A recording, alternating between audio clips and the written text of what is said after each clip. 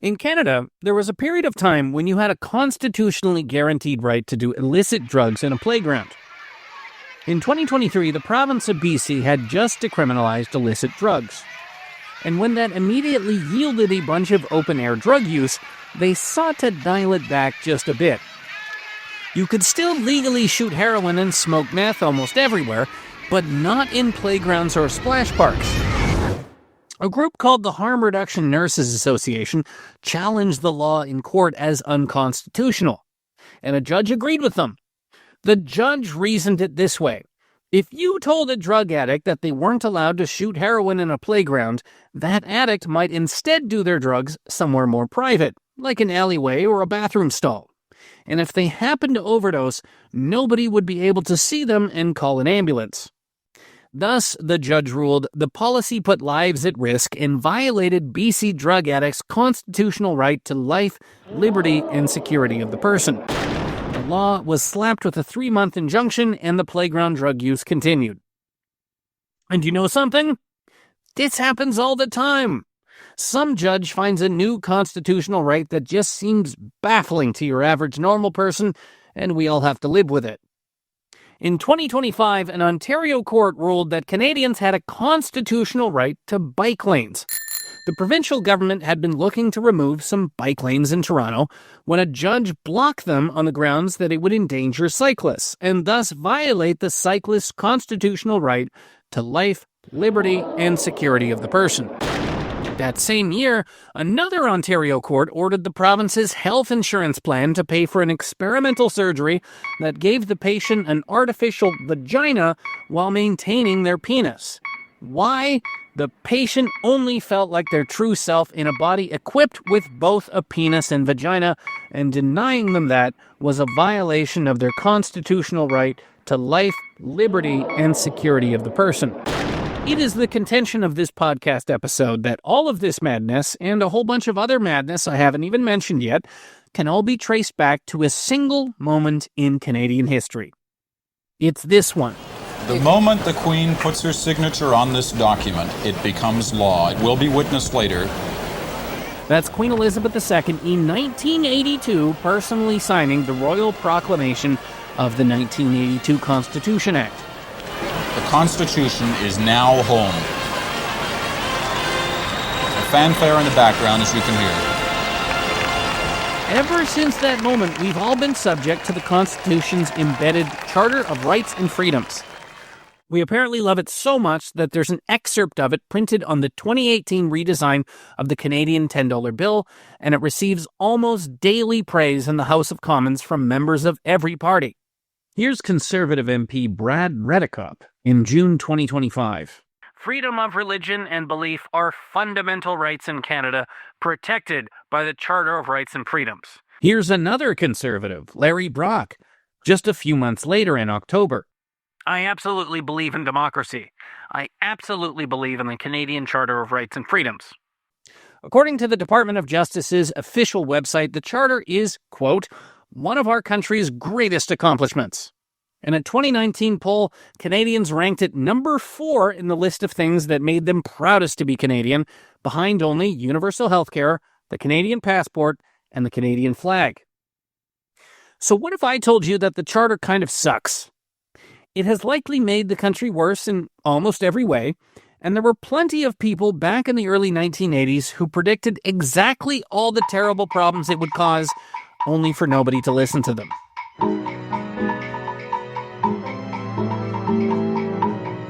I'm Tristan Hopper, and this is Canada Did What? Today's episode may go down as one of our most controversial because in it we'll be delving into how the patriation of Canada's Constitution, which was supposed to be one of our finest hours as a nation, was a terrible idea that ruined everything and we should never have done it. First, some constitutional basics. The Constitution of Canada is a little different than, say, the Constitution of the United States. And this is going to be a theme of this podcast. We often think our system is American when it isn't. The Americans just have the one piece of paper, the Constitution of the United States, ratified in 1789. Canada's Constitution is a whole bunch of different stuff stapled together, some of which is newer, like the Charter, and some of it is even older than the U.S. Constitution. In 1763, King George III issued a proclamation saying that if you took Aboriginal lands without permission, he would be very upset about that. That proclamation is one of the pieces still in the Constitution. So is the British North America Act. That's the 1867 British Act of Parliament that created Canada as an autonomous dominion. It's part of the Constitution, too.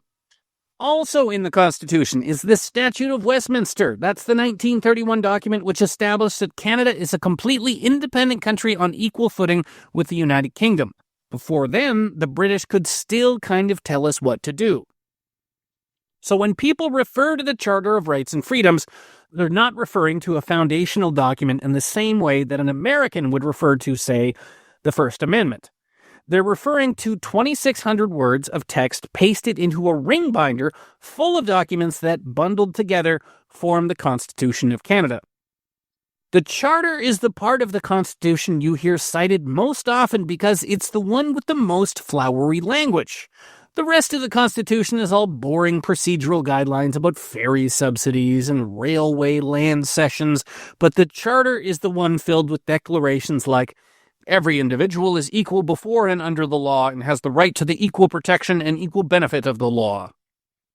And those 2,600 flowery words have caused a whole heap of unintended consequences. In fact, if you are an average Canadian living in the 21st century, you are probably going to see something today in your daily life which is a direct result of the Canadian Charter of Rights and Freedoms. And chances are 50-50 it won't be something you like. You know how there's tent cities everywhere now? There's now a charter right for those to exist. In multiple cases, provincial court judges have blocked efforts to clear out tent encampments on public land, ruling that it jeopardizes the campers' rights to life, liberty, and security of the person. If you live in a mid-sized Canadian city or larger, you've probably got a few safe injection sites around. That all started with a 2011 Supreme Court decision finding that drug users had a charter right to supervise drug consumption. And it's not just the controversial stuff. When you look at any major Canadian policy change of the last 40 years, so my lifetime basically, it's almost never brought into being through democratic means. We no longer use referendum votes or pressure campaigns or acts of parliament to change policy. We do it because a judge somewhere held up the Charter of Rights and Freedoms and told us to do it. That's the case with abortion. We did a whole episode in the first season of this podcast about this, so if you haven't heard it yet, you should go back and listen to it. Canada is the only country on earth without any laws whatsoever governing abortion because the Supreme Court struck them all down in 1987. The court said abortion laws violated the charter right to, you guessed it, life, liberty, and security of the person. We have the world's most liberalized regime of doctor-assisted suicide because the courts told us we had to. This one's a little confusing, but the Supreme Court ruled in 2015 that not allowing people to kill themselves violated their charter right to life. And when Ottawa tried to put limits on who could obtain assisted suicide, such as limiting it to terminally ill adults, the courts struck that down too. Prostitution was partially decriminalized in 2014 on the grounds that it was more dangerous for prostitutes to sell sex when it was illegal. Thus, their rights to life, liberty, and security of the person were being violated. Same-sex marriage became enshrined in Canada following Parliament's passage of the 2005 Civil Marriage Act. But politicians were effectively just putting a bow on something that had already been ordered by the courts. At the time, most Canadians who were gay could already become legally married thanks to a bunch of provincial court decisions mandating same-sex marriage under the Charter protection right to equal benefit of the law without discrimination. It's a similar deal with illegal marijuana. The government of Justin Trudeau brought in the laws that legalized recreational pot outright, but it was already de facto legal across much of the country thanks to a charter decision. In the year 2000, the Supreme Court ruled that you could possess marijuana so long as you had a medical reason for it, as doing otherwise would imperil the right to life, liberty, and security of the person. You'll probably agree with gay marriage, liberalized abortion, legal marijuana, and assisted suicide. Most Canadians do. But at a certain point, you have to wonder what our elected government actually does anymore, because it seems like everything's just being decided by the courts, and they're using the charter to do it. As this podcast script was being written, the House of Commons was busy debating Bill C-2, a new immigration law that would extend automatic citizenship to tens of thousands of people who have never even lived here. All you need is a Canadian parent who's lived here for at least 3 years, and boom, you'll qualify for a Canadian passport. Now, why would they do something like that? Because, of course, a court told them to. In 2023, an Ontario court ruled that not granting automatic citizenship to non-resident foreigners with Canadian parents violated the charter right to equality under the law. All the while, many of the laws that parliaments are passing keep getting struck down. The laws being decided by representatives that voters elect to enact the will of the people, as in democracy, are being routinely kiboshed by the courts. Why? Because of the charter, of course. For example, the criminal code includes a law that if you're convicted of child luring, you've got to go to jail for at least a year. Not allowed. The Supreme Court struck that down in 2023, deeming it a violation of the charter protection against cruel and unusual punishment.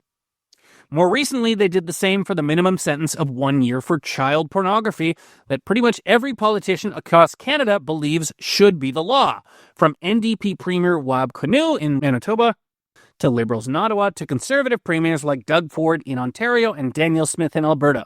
Too bad.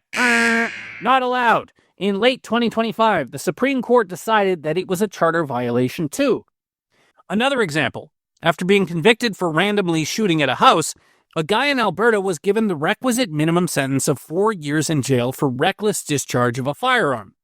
Whoops, that's cruel and unusual punishment too. Struck down.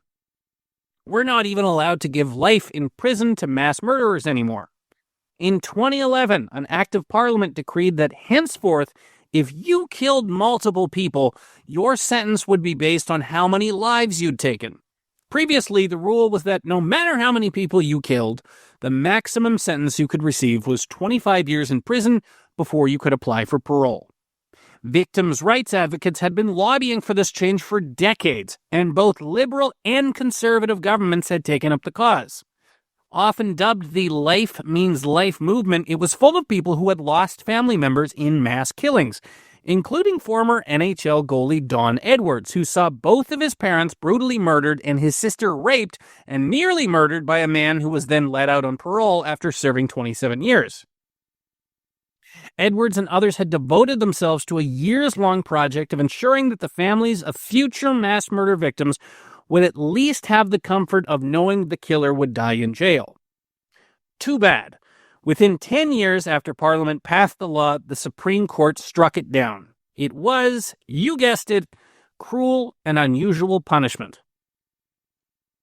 It may not surprise you to learn that this is not how the Charter of Rights and Freedoms was sold to Canadians.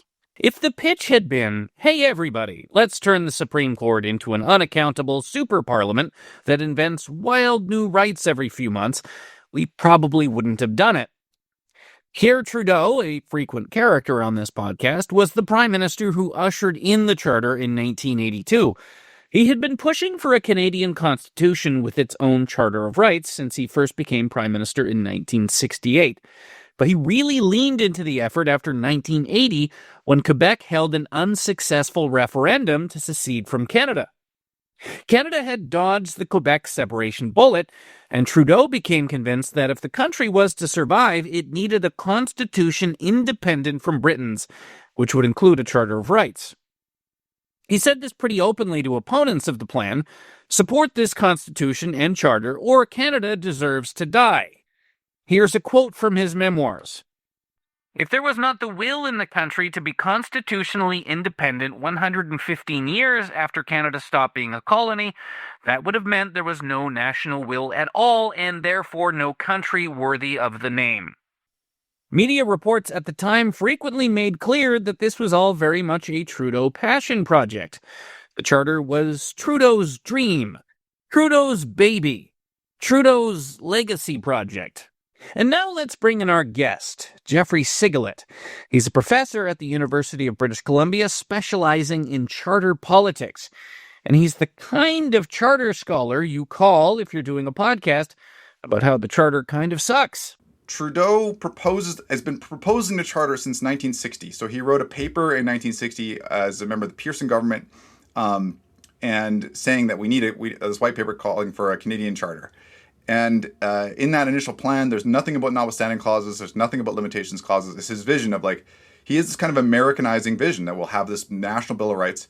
And his view is sort of that will be a unifying instrument, like this unifying thing that will help combat and help be part of what unifies Canada in the wake of the Quiet Revolution, the rise of Quebecois nationalism, and the increasing it'll help solve the identity crisis that Canada has as it starts to grow into this period where it becomes a little more distant from Britain, but still not American, right? There's not all kinds of Canadians clamoring for this. It's not this priority for everybody. It's an idea Trudeau has that he's trying to foist into a wider project of renegotiating the Constitution. As for why he was doing this, Trudeau would later say it was an expression of my long-held view that the subject of law must be the individual human being. Therefore, the individual has certain rights that cannot be taken away by government. He'd been a law professor before becoming a politician, and quite simply, he trusted law professors to decide the boundaries of government more than he trusted politicians. We all know the type. The student government tryhard who loves UN declarations or position statements or national strategies. So this was the ultimate version of that. A giant declarative national position statement setting down once and for all what was good and what was not. Trudeau would even frame it as a holy thing. In the House of Commons, Trudeau justified the charter by quoting the encyclical letters of Pope John XXIII, who headed the church from 1958 to 1963. He noted how the Pope had declared that in the organization of a modern state, the first requisite is that a charter of fundamental human rights be drawn up in clear and precise terms, and that it be incorporated in its entirety in the Constitution. Even today, when contemporary politicians talk about the Charter of Rights and Freedoms, they sometimes cite it as some kind of hinge point that came after decades of oppressive, illiberal darkness. As if Canada was a benighted hellhole of tyranny and persecution right up until April 17th, 1982. Serge Joyal had been a Liberal MP in the early 1980s. Here's what he wrote to mark the Charter's 35th birthday. In 1982, Canada ushered in a new era, he wrote, adding that the document had created a new country with equal rights and the guarantee of freedoms. But if you were alive in the years prior to 1982, you may remember that you lived in a free country with civil rights. Lots of them, in fact. Well, the world of rights prior to the Charter is pretty interesting, right? Because it's a world where the primary way of protecting rights was actually through the legislature, through the legislature's ability to enact laws that took different views on different kinds of rights questions and used the power of the state to protect people. The primary way when rights are protected is through the legislature, through democratically accountable elections that become more democratic as the franchise is extended over Canadian history. Before the Charter came along, Canada had extended the vote to women. It had brought in full citizenship for Indigenous people. It had enshrined socialized medicine. It had ended institutionalized racial discrimination. It had liberalized gay rights. It had brought an end to capital punishment. All of this had happened without the Charter and without a court ever getting involved. All those social changes had been obtained via the old-fashioned way of having Parliament pass laws with the support of the people. I would say that the enactment of laws ending discrimination, provincial bills of rights preventing discrimination, came legislatures using their legislative power to protect different kinds of rights in the provincial human rights acts. That precedes the Charter. Think about the amazing thing of voting rights, the story of the voting rights is. The voting rights expand and are granted the universal franchises, mostly established by the time the Charter comes in. In fact, it is established, the universal adult franchise. But you have a universal franchise for people living in Canada who are Canadian citizens and are adults and haven't committed crimes. And I mean, I think that's a huge historical victory, and that is the legislature itself, legislatures themselves that were not elected on the universal franchise, expanding rights protection to enfranchise new populations, new groups, right? Including indigenous peoples, including women, right? Back when legislatures were the ones in charge of rights issues, courts were places where you prosecuted burglars or litigated a shipping contract. They were not particularly exciting places. As Beverly McLaughlin, a now former Chief Justice of the Supreme Court, would put it at the time, in the pre-charter era, most people passed their lives without going near the courts or perceiving themselves as affected by them in any way. But with the charter, Canada was very explicitly signing on to an American view of how the law works. Instead of relying on tradition, precedent, and the wisdom of the electorate to define the rights and freedoms of your people, you trust everything to judges. Pass whatever law you want, but if these guys over here in robes say it's unconstitutional, it gets shredded. It was a shift from parliamentary supremacy to judicial supremacy. And when you look at the people who opposed the charter at the time, that's at the essence of their argument. In 1969, when Trudeau had first begun shopping around the idea of a Charter of Rights, the constitutional theorist Donald Smiley delivered a famous speech to the Canadian Political Science Association, laying out why he thought it was a horrible idea. For one thing, he predicted, if you turn all the country's judges into high priests of human rights, they're eventually just going to start guessing what people want them to do. So you'd be making them into politicians, essentially. Except they'd be way more powerful, completely unaccountable, you can't fire them, and they would be devoid of any of the instincts and feedback mechanisms enjoyed by actual politicians. As Smiley put it, I remain unconvinced that the Canadian courts are a sufficient repository of superior wisdom and statesmanship to entrust with the new functions. The actual process by which the Charter was brought into being in the early 1980s is far too boring to detail in a podcast that we attempt to ensure is somewhat entertaining. And that was true at the time, too. The average Canadian really could not get excited about this thing. But the cursory summary is this. Provincial premiers were extremely skeptical of the idea right from the beginning, mostly because they saw it as a federal incursion on their power, something in which they'd end up being 100% correct, by the way.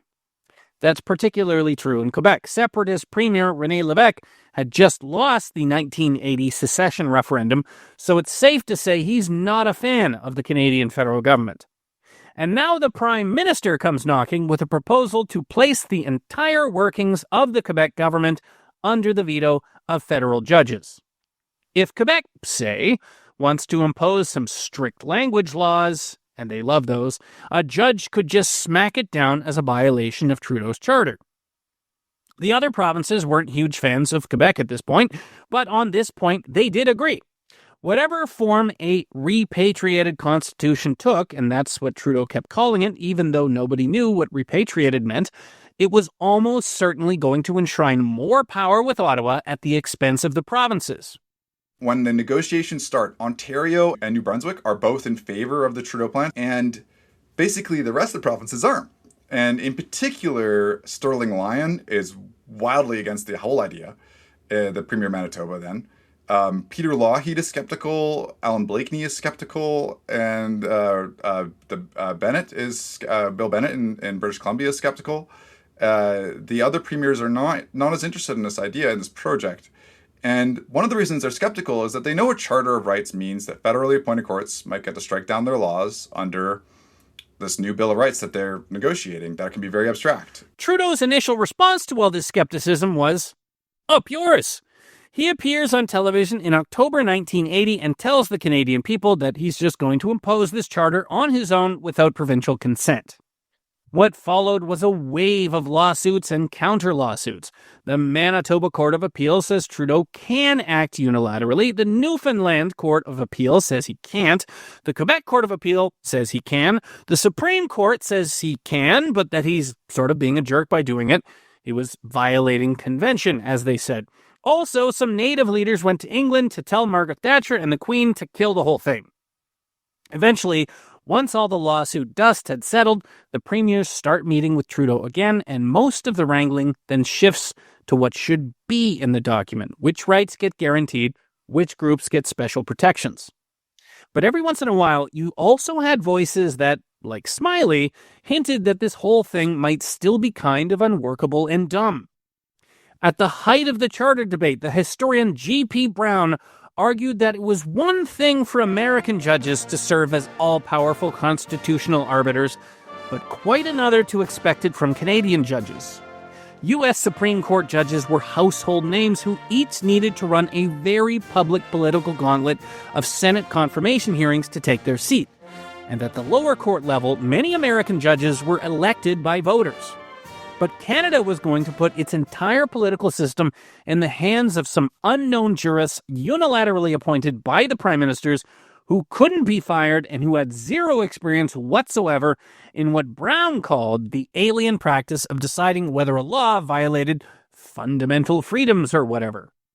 Sterling Lyon, the progressive conservative premier of Manitoba at the time, was so against the idea of judicial supremacy that he didn't even like the American Bill of Rights. Said Lyon, "We didn't need a charter in our system, and we've seen the disastrous effects of the courts becoming final arbiters of social and to some extent even economic, and certainly political matters in the United States."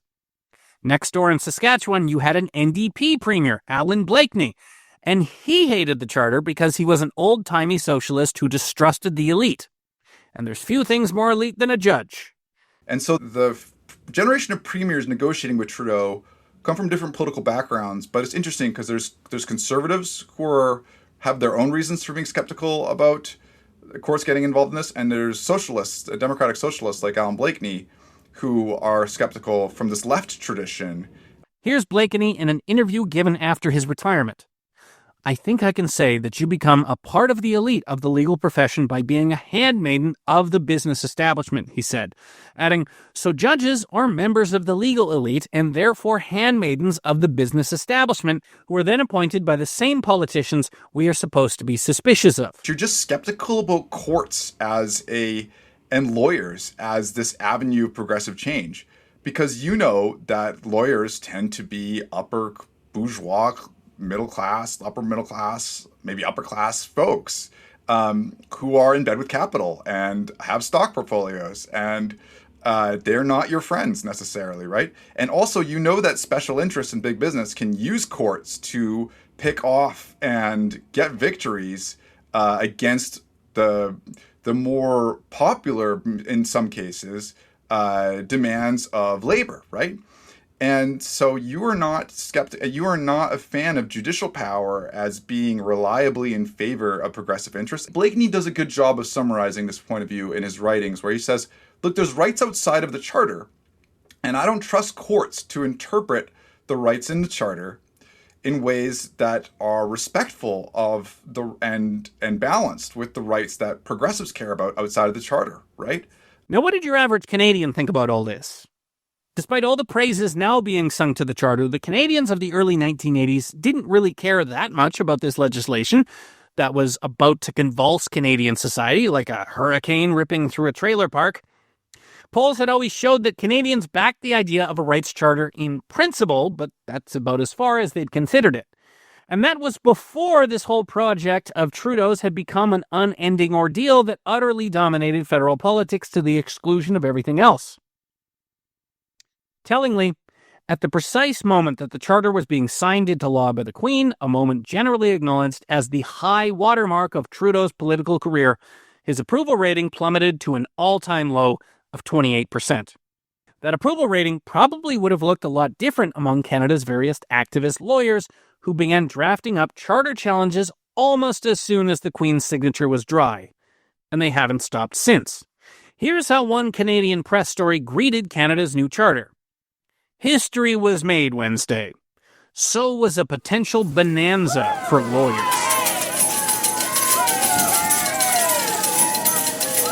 Beverly McLachlin was Canada's longest-serving Supreme Court justice, the longest-serving Chief Justice for 17 years, and she authored many of the decisions mentioned in this podcast episode.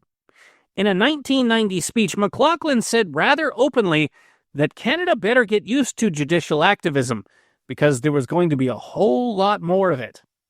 In a post-charter world, and that's what she called it, courts could now decide the legality of a whole range of things. Controversial social issues, deep moral questions, small petty things like whether shopping should be allowed on Sunday. Up to that point, whenever Canadian courts had been faced with some controversial, unresolved issue like abortion or euthanasia, the answer was almost always, "That's not our department, bring it up with the Parliament." But McLaughlin said it was now the job of the unelected courts to decide all these things. There wouldn't be any more controversial, unresolved issues because judges would provide answers for all of them.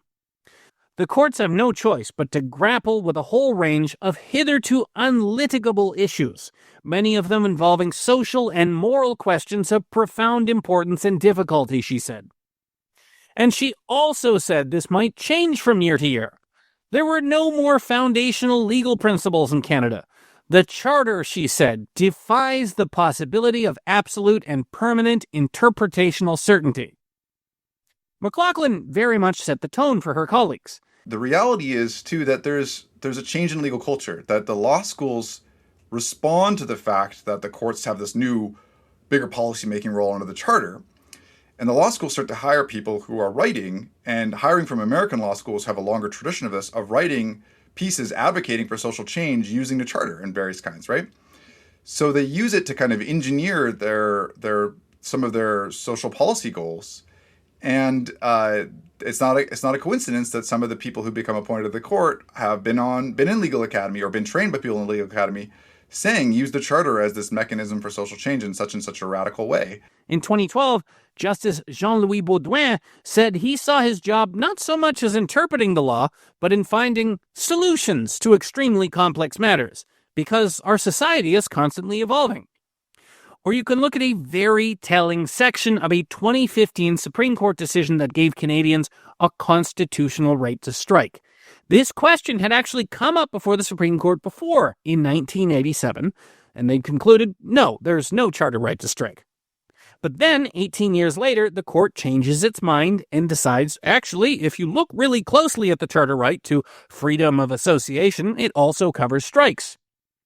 And if that seemed like a bit of a stretch, well, according to Justice Rosalie Abella, who wrote the decision, that was just too bad for you.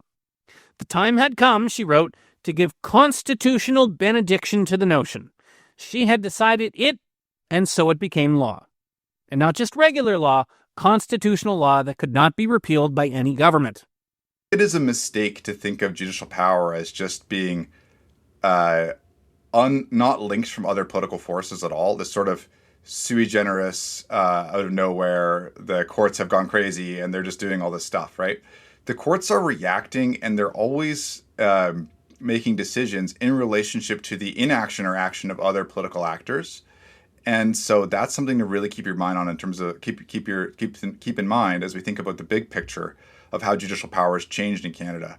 And one thing I think you can see is that when the court is majority appointed by one party, and then that party's in charge, then the court is much more licensed, I think, to take crazier cases, take cases where it's striking down laws, often even laws enacted by the other side's parliament, and maybe doing more controversial stuff, I think.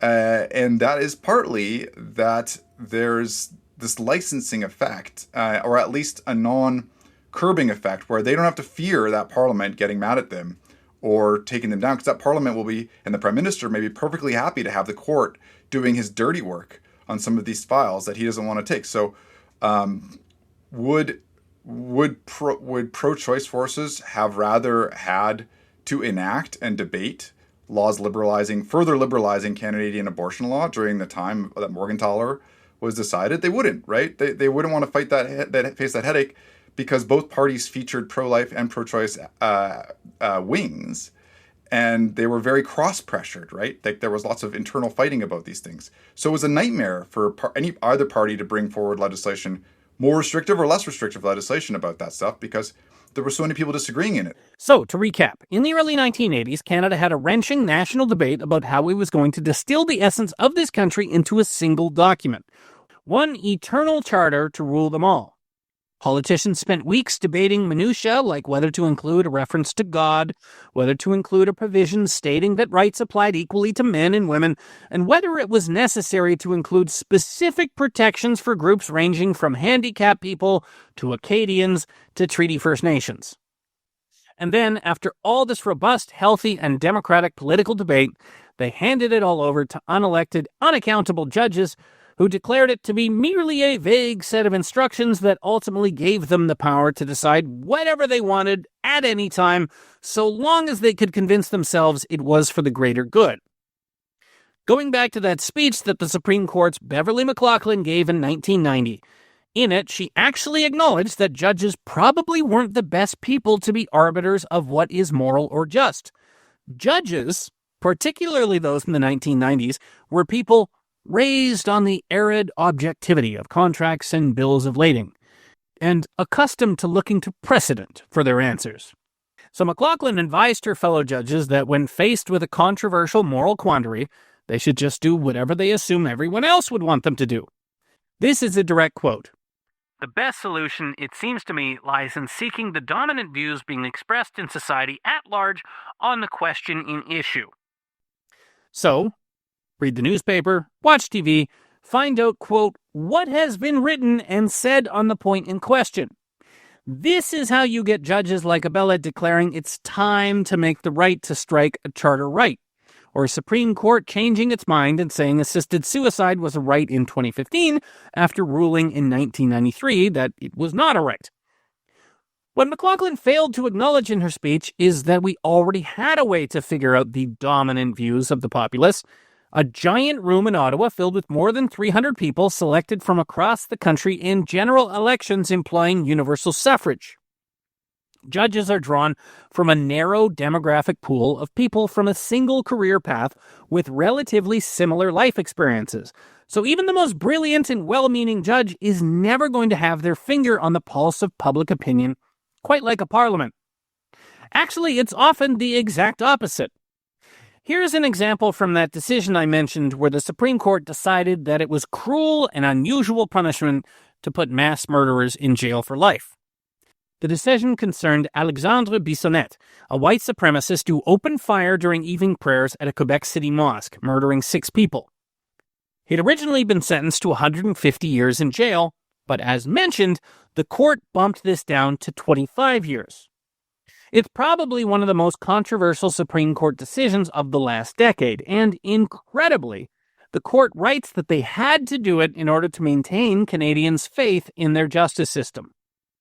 Handing out a 150-year sentence to a mass murderer, quote, brought the administration of justice into disrepute and undermined public confidence in the rationality and fairness of the criminal justice system, unquote.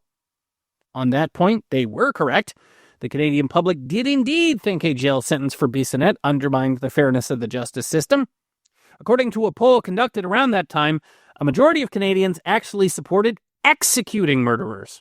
The kind of bottom line lesson is that judicial review is not the courts, it's not the lawyers coming in and taking everything over without any kind of other political dynamic. It's that they get power over some of these questions because people want them to have power over it, including the people, and people can become less accountable for different kinds of questions if courts and courts and lawyers are the ones in charge of them, right?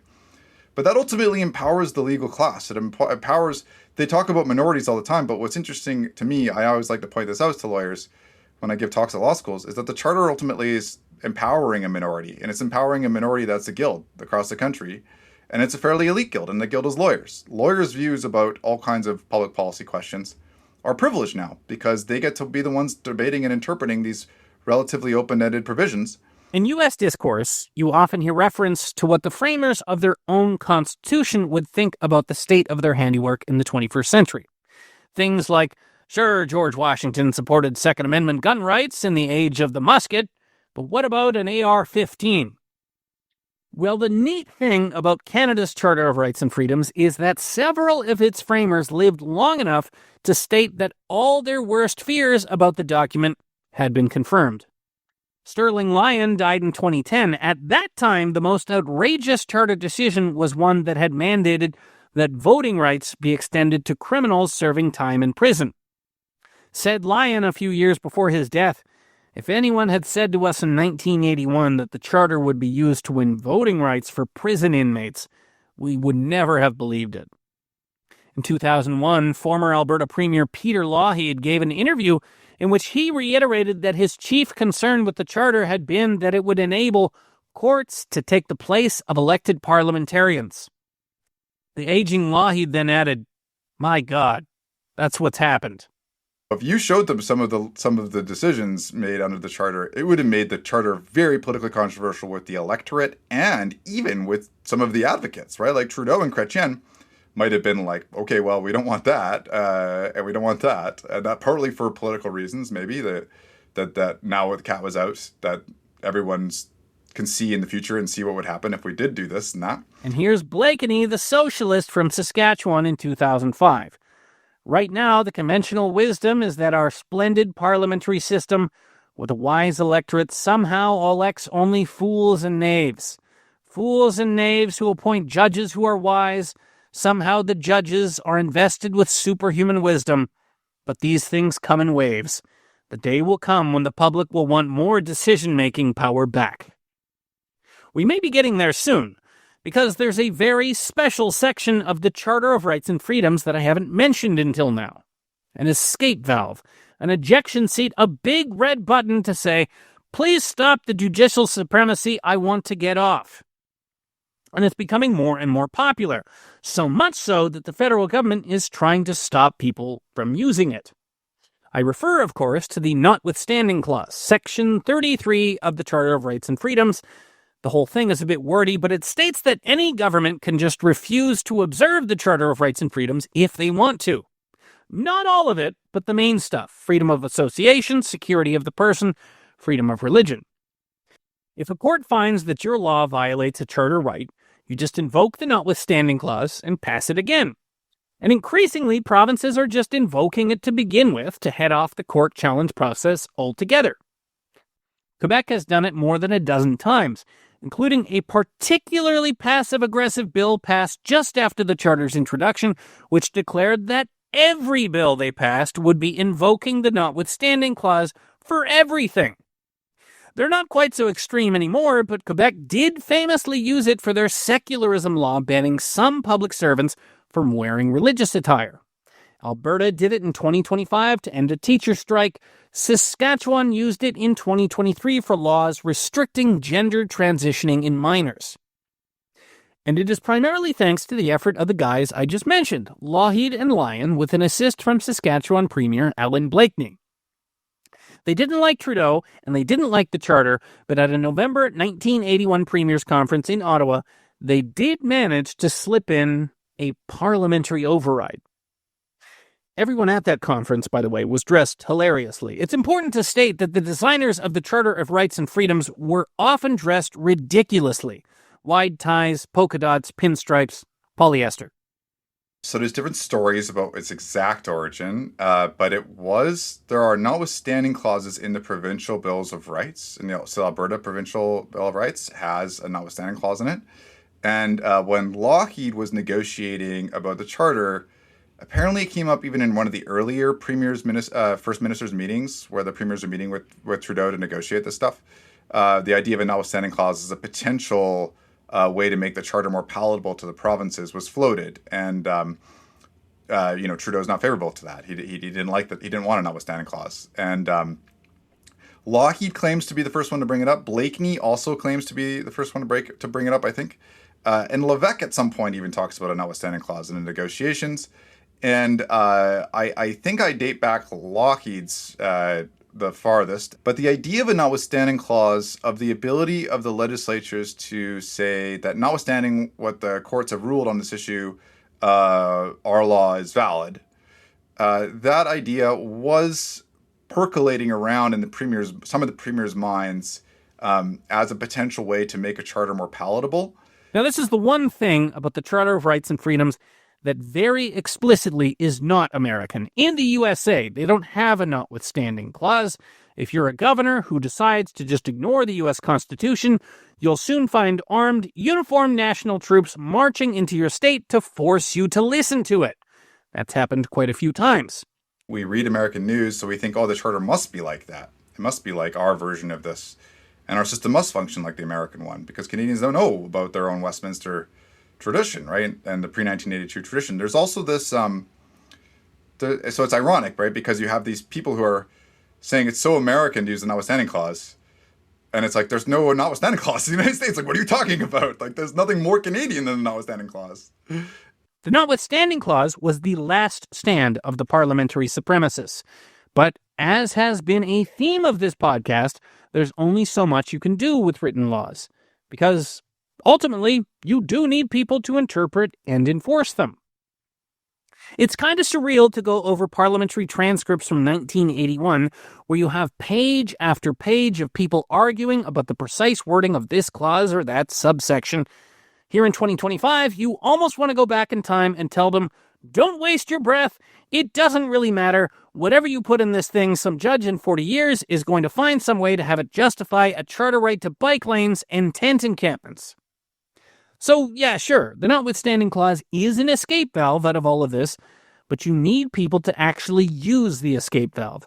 And then you have to assume that a court system that's had a solid 40-year run of making up charter rights won't just make up some reason the escape valve itself is also unconstitutional.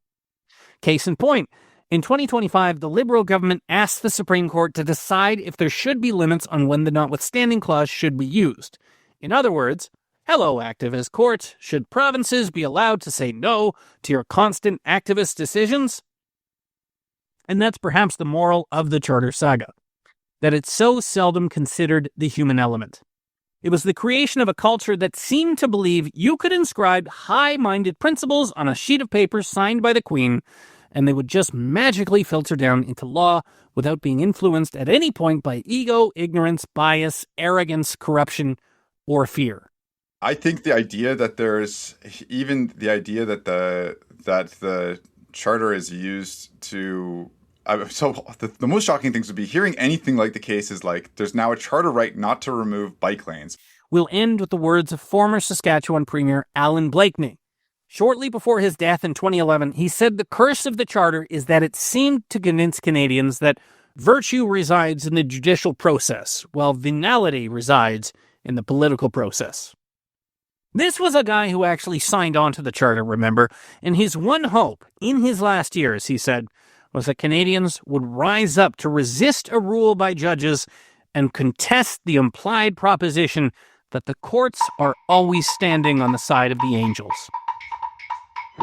Canada Did What is a post-media podcast. This episode was hosted and written by me, Tristan Hopper, and produced by Andre Proulx, with theme music by Bryce Hall.